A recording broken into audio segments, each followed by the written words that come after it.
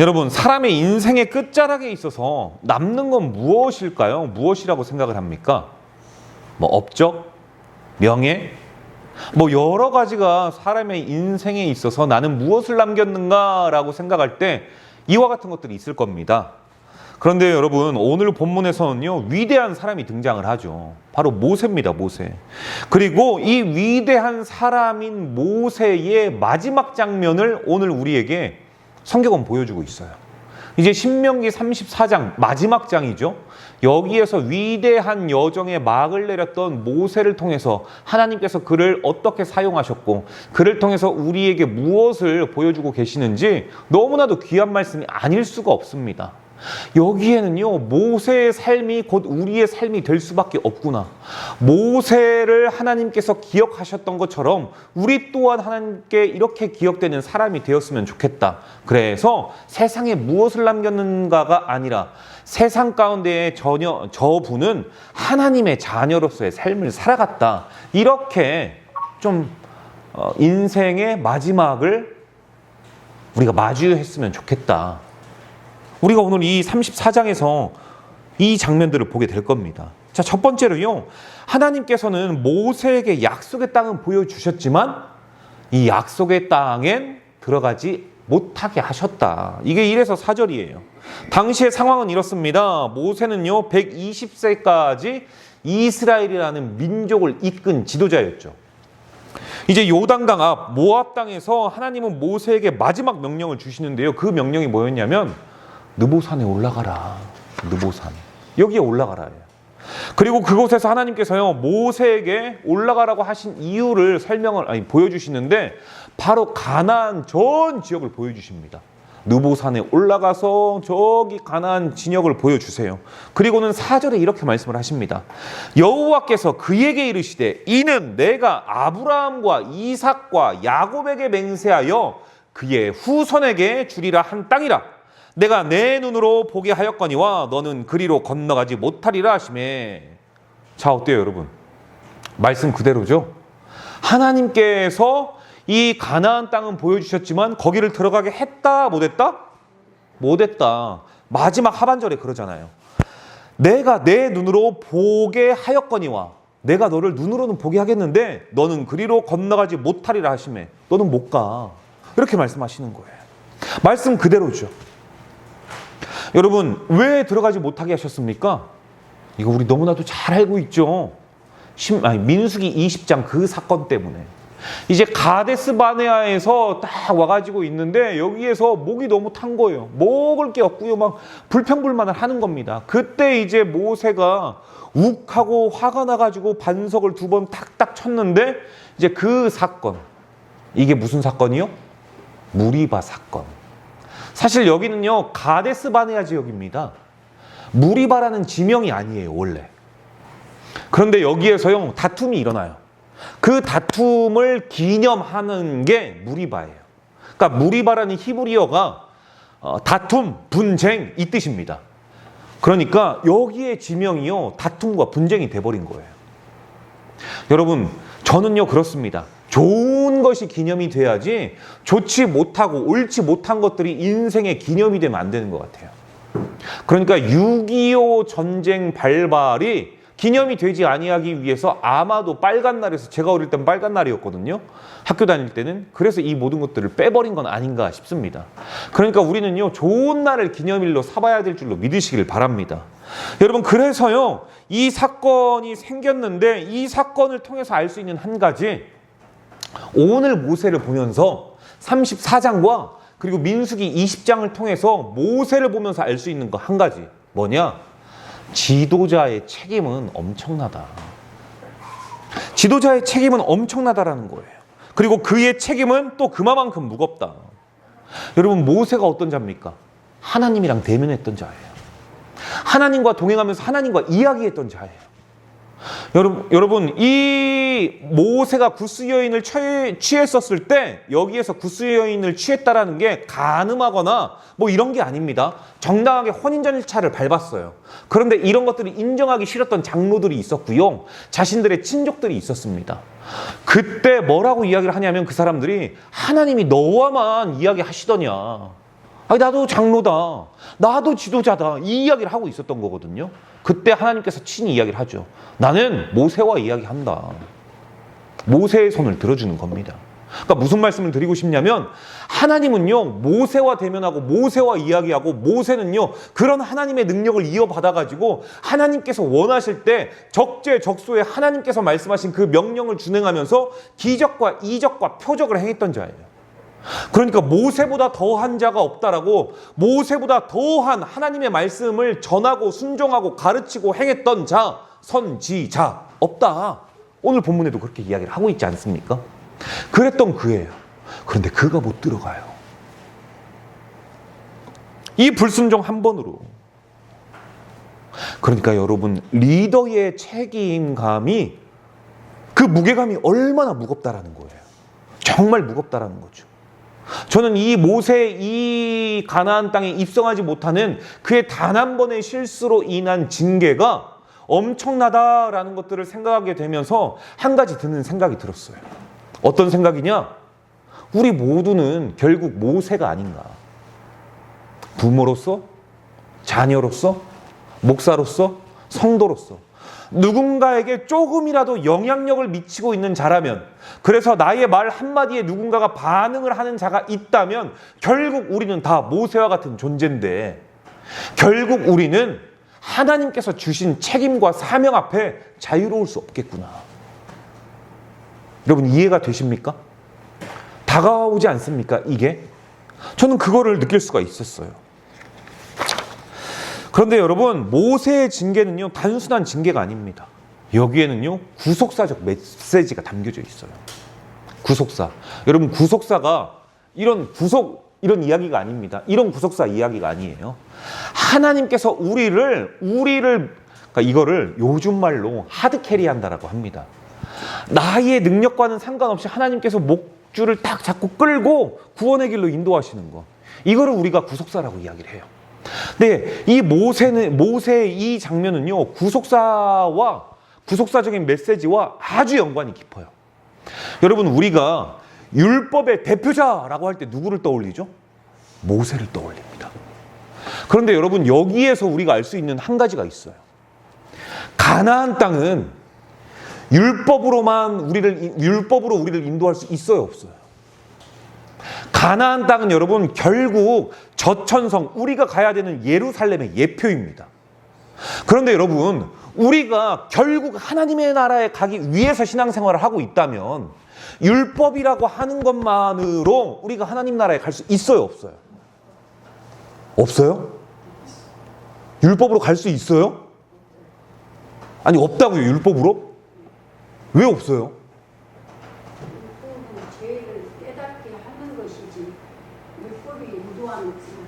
할렐루야. 여러분, 권사 괜히 되는 거 아닙니다.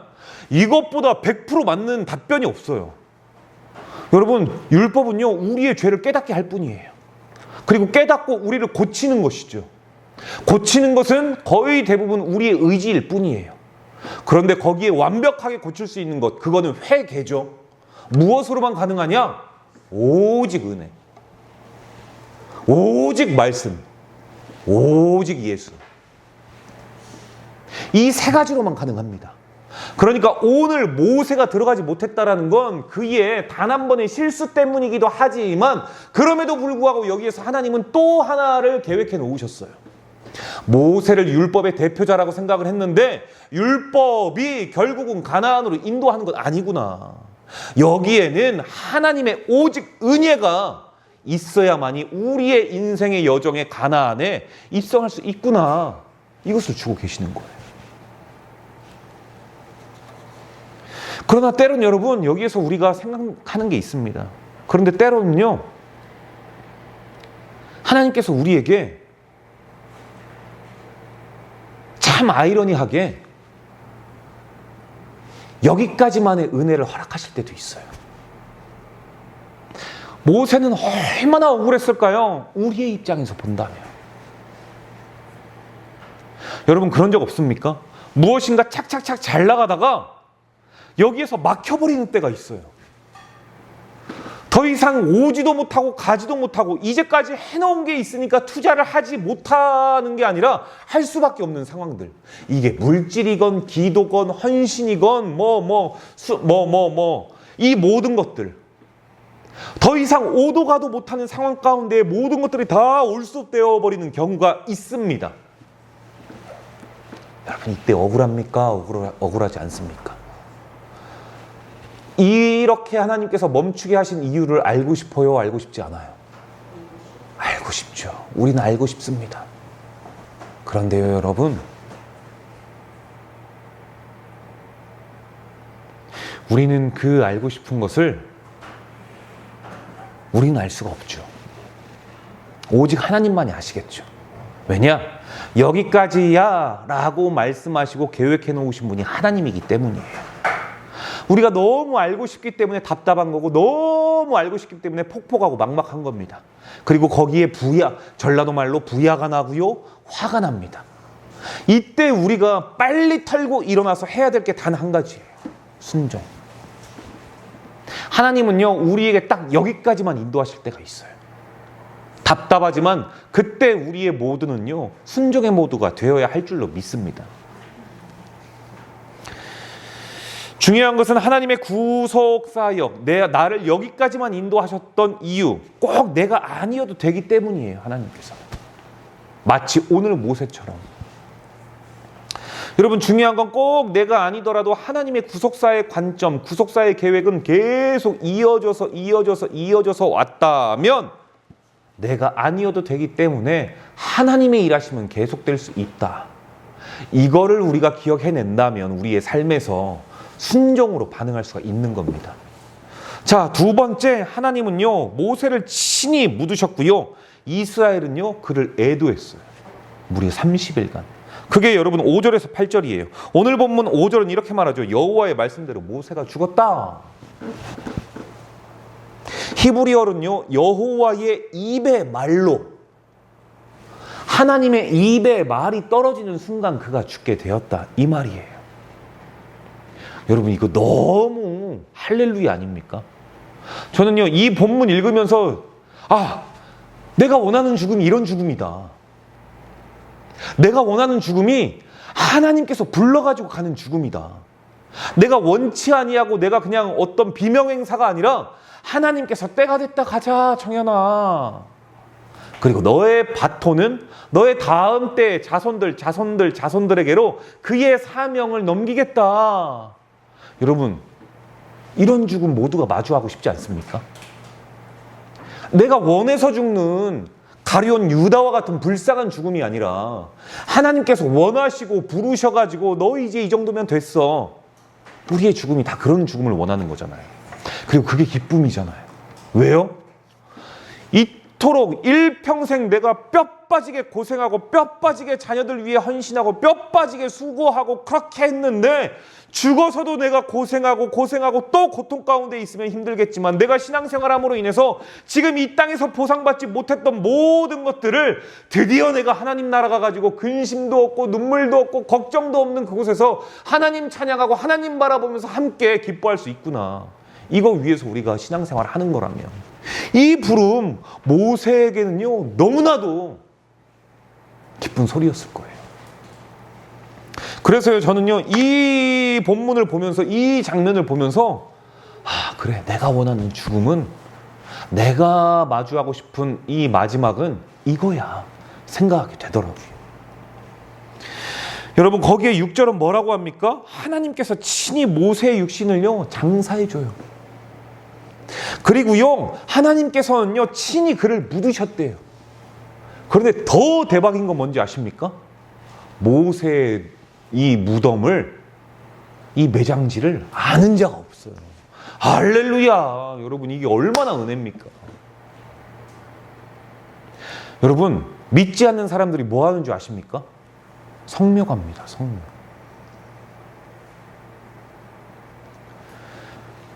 결국은요 조상신 따라가는 거예요. 조상신. 여러분 천주교에는요 우상을 숭배합니다. 베드로의 프란체스코의 어떤 종, 해가지고 구마 사역할 때 그런 거 하고요. 성모 마리아 성상 앞에서 이 동상 앞에서 기도하고요. 성모송이라는 것도 있고요. 그런데요, 천주교만이 아닙니다. 우리 교회 안에도요, 십자가를 예수님처럼 섬기는 사람들이 굉장히 많습니다. 그런데요, 여러분, 하나님께서는요, 나 외에 어떠한 우상도 만들지 말라고 하셨어요. 왜냐? 그게 하나님이 될 수 있으니까. 그래서 우리 교회는요, 작지만 우리 교회는 십자가를 정중앙 센터에다가 두지 않습니다. 그래서 일부러 옆에다 빼놓은 거예요. 이건 상징일 뿐이다. 여기에다가 대고 절하는 사람들이 태반이거든요. 천주교는 적어도. 여러분, 하나님께서는요, 그걸 아시고 사람의 습성, 사람의 이 불안감, 모세가 없으면 안 된다는 그 불안감, 그리고 거기에 성지순례 혹시라도 올 수 있으니까 이런 것들을 원천 봉쇄하시기 위해 무덤의 흔적조차 사람들이 알 수가 없다. 결국 여러분, 이 8절까지의 상황을 보면서 깨닫게 되는 게 있는데요. 우리의 죽음이 끝이라고 생각하지만 하나님은 그 순간마저 함께 하신다. 모세 끝일 수 있지만 그 순간 마지막까지 함께 하셨다. 그리고 인생의 마지막 평가는 결국 사람이 하는 거 아니다. 우리가 마지막, 제가 서두에 말씀드렸죠. 무엇을 남길까요? 사람들이 했지만 사람이 남기는 건 중요하지 않다. 하나님의 평가가 중요하다. 모세의 무덤은 알려지지 않았지만 그의 인생은 완전히 하나님 앞에 다 드려졌다. 다 드려졌다. 할렐루야. 사랑하는 예수로 사는 교회 성도 여러분, 우리는 살아가면서 많은 것을 남기고 싶습니다. 그게 사람이잖아요. 그래서 사람은, 호랑이는 죽어서 가죽을 남기고 사람은 죽어서 이름을 남긴다라고 하죠. 어디 그것뿐이겠습니까? 얼마 없는 재산이겠지만 내 후손들이 잘 살았으면 좋겠다라는 마음에 물질을 남기고 싶고 땅도 넘기고 싶고 내가 조금이라도 가지고 있는 이 힘이라도 좀 넘기고 싶고, 넘기고 싶은 게 사람이에요. 그리고 남기고 싶은 게 사람이고요. 그리고 받고 싶은 게 사람입니다. 그런데 진짜 남겨야 될 것은 하나님 앞에서의 삶인 걸 믿으시길 바랍니다. 우리의 무덤이 어디에 있든지 하나님의 마음에 남는 인생이 되기를 주님의 이름으로 축복합니다. 마지막 세 번째, 모세는 떠났어도 하나님의 일은 멈추지 않는다. 이게 9절에서 12절이에요. 모세는 죽었지만 하나님의 일은 멈춥니까? 멈추지 않습니까? 그러면은 그 일을 누가 바톤을 이어받아요? 그렇죠. 여호수아가 이어받습니다. 9절 한번 읽어볼게요. 모세가 눈의 아들 여호수아에게 안수하였으므로 그에게 지혜의 영이 충만하니 이스라엘 자손이 여호와께서 모세에게 명령하신 대로 여호수아의 말을 순종하였더라. 여러분, 여호수아에게 지혜의 영이 충만했고 이스라엘은 여호수아의 말을 듣고 순종했다고 해요. 즉, 모세는 이미 여호수아에게 안수하면서 리더십을 전달할 준비를 해왔던 거예요. 이미 싹 다. 그리고 마지막 구절 10에서 12절 성경은 모세를 이렇게 회고합니다. 10절만 읽을게요. 그 후에는 이스라엘의 모세와 같은 선지자가 일어나지 못하였나니. 여러분, 이거요, 찬사가 아닙니다. 우와, 이게 아니에요. 성경은 하나님의 말씀입니다, 여러분. 이거 하나님께서 모세를 인정하는 거예요. 지금 인정하는 거. 여러분, 확실한 것은 하나님의 일은 사람이 중심이 아니라는 거예요. 모세가 전부인 것 같고 모세가 전부한 것 같지만 하나님께서는 이미 다음 세대를 준비해 놓으셨고 다음 사람을 계획해 놓으셨으며 그를 통해서 이루어갈 하나님의 나라를 또 한 뼘 한 뼘 넓혀 가셨다라는 것. 여호수아 또한 완벽한 사람은 아니었지만 여러분, 성령의 도우심으로 인해 새로운 시대를 이제 여는 겁니다. 어떤 시대요? 광야의 시대는 끝나고 이제 가나안의 시대가 열린 거예요. 하나님은 오늘도 저와 여러분을 통해서 새로운 일을 시작하기를 원하신다는 사실을 믿으시면 아멘. 여러분, 새로운 일을 하기를 원하세요. 하나님은 오늘도 그렇게 저와 여러분의 인생의 여정 가운데에 하나님께서 새롭게 준비하신 길을, 여러분 주일날 말씀드렸죠? 그 자리에 있는 것만으로도 참 은혜다. 하나님께서는 지금 그 자리 별것 아니라고 생각하겠지만 하나님께서는 그 자리에 당신이 필요하기 때문에 하나님께서는 그 자리에 세워놓으신 거다. 여러분, 그럼에도 불구하고 혹시 여러분은 이렇게 변명하고 있지는 않습니까? 나는 모세도 아니고, 나는 여호수아도 아니고, 남들이 성공한 성공가의 이야기들을 다 들어보면 이렇습니다. 개천에서 용났다고. 나도 빌어먹을 집안에서 태어났고 뭐 했고 그런데 우리는 성공한 모습을 보니까 그래도 당신은 될래야 된 거야. 이렇게 뭔가 운명론을 정해놓고 바라보는 거죠. 그런데 그들은 그렇지 않습니다. 치열하게 했고 치열하게 살았고 치열하게 와서 거기까지 왔다라고 이야기를 해요. 그러면서 당신들도 하면 된다라고 이야기를 합니다. 여러분, 그러면 이걸 다시 이야기할 수 있어요. 나는 모세가 아니고 나는 여호수아가 아니고. 아니요, 여러분. 모세가 왜요? 완벽한 사람 아니잖아요. 그도요, 구스 여인을 취했고 둘째로 사람을 죽였어요. 여호수아는요, 항상 소심했습니다. 항상 의기소침했던 자예요. 그런데 하나님께서 붙들려서 사용하다 보니까 그렇게 된 거죠. 여러분은 어떻게 여러분을 생각하십니까? 우리 하나님은요, 여러분이 여러분 스스로를 깎아내리지 않기를 원하세요. 그리고 자기 자신을 별 볼 일 없는 존재로 여기길 원하지 않습니다. 여러분 스스로를 우습게 생각하지 않기를 원해요. 우리 하나님은요, 이렇게 분명하게 말씀하십니다. 나는 단 한 번도 너를 작게 보지 않고 너를 우습게 생각한 적 없다. 여러분은요, 존귀한 존재입니다. 세상 사람들이 다 못 알아줘도 돼요. 우리 세상 사람 알아주라고 신앙생활 하는 거 아니잖아요. 사방으로 우겨싸임을 당해도 돼요. 하나님은 나를 바라보고 계시니까. 그렇기 때문에 여러분이 가져야 될 거는 여러분 자신감이에요. 근자감, 근거 있는 자신감. 하나님이 나를 사랑하신다라는 그 자신감, 하나님이 나를 오늘도 사용하고 계신다라는 자신감, 하나님이 오늘도 나를 주목하시고 나를 예배 자리로 인도하셨다라는 그 자신감, 그리고 그 말씀을 듣게 하셨다라는 그 확신, 그 확신의 메시지를 가지고 살아가는 나. 그러면 여러분, 우리가 누가 감당할 수 있겠어요? 감당 못합니다. 하나님은 지금 오늘 이 자리에 하나님의 말씀을 듣는 여러분을 통해서 다음 하나님의 나라의 계획을 이어가고 계세요. 모세는 위대했지만 완벽한 사람은 아니었고, 우리 또한 모세도 여호수아도 아니지만 하나님은 나를 통해 믿음의 다음 세대를 준비하고 계신다라는 것, 이 믿음으로 당당하게 살아내시기를 바랍니다. 오늘 드리는 작은 기도 한마디, 내가 남기는 말씀 한 구절, 우리의 자녀들이 그거 듣고요, 분명히 잘합니다. 그렇기 때문에 다음 세대를 여는 하나님의 역사에 여러분들이 사용되기를 주님의 이름으로 축복합니다. 기도하도록 하겠습니다.